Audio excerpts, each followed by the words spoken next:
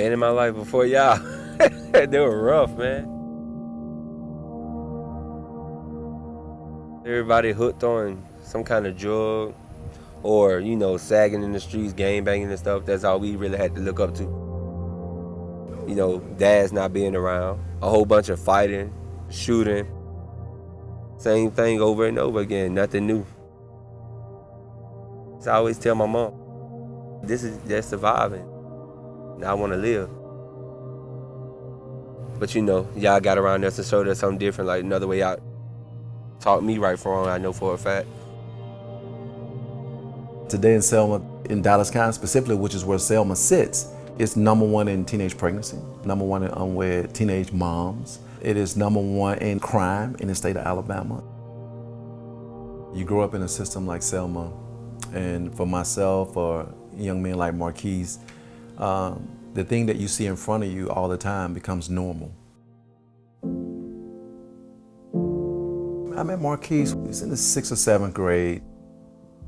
In the environment that Marquise grew up in, gangs started recruiting kids at 6th grade. And when he would leave to come to see us, gangs would come up to him and they would be aggressive, and he would have to physically fight just to get to us. He was taught in his environment that if somebody approached you with violence, you react in violence. He wanted things to be different, just didn't know how to go about doing it. So our New Way program basically just reconditioned him to effectively deal with conflict when it come at him. Once he started going through it, he started realizing that that's what power really looks like, to resist hitting back, to resist, name calling, which would lead to fighting. And that gave him hope that things could be different and better. It was so many young men that had great stories. These 7 young African-American brothers accomplished so much, they overcame a lot. Every single one of those young men will tell you that they were approached by gangs all the time, but no one was approaching them about going to college. When they came in our program, we focused on giving them the tools to become the very thing that was already in them, to be. We would tell them, this is who you are. This is who you're called to be. This is what you should be representing. And those were just words for a little while until they start seeing it themselves, in themselves. They believed it. And once they started believing it, it wasn't because we was telling them now. It's because they knew. Then they took the tools that we started giving them and they started practicing them at school, at home in their communities. That's when we knew they had hope of something greater. I say in ways that something new has supported me and not becoming a statistic was like giving me something to do. That's one of them.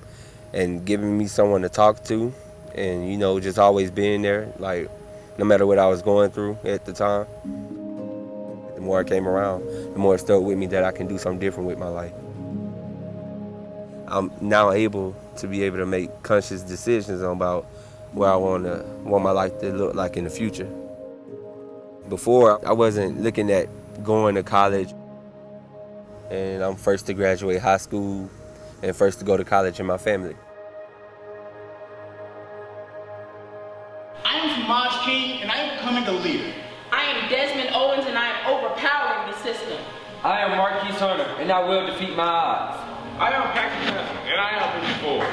I'm Kamara's one, I will continue to fight. I am Adam Petway, and I have a future. I am Maceo Johnson, and I am not my father.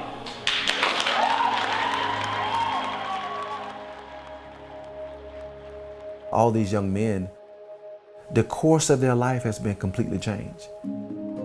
That means their children will be impacted. And their children will be impacted. You save one life, you save a generation.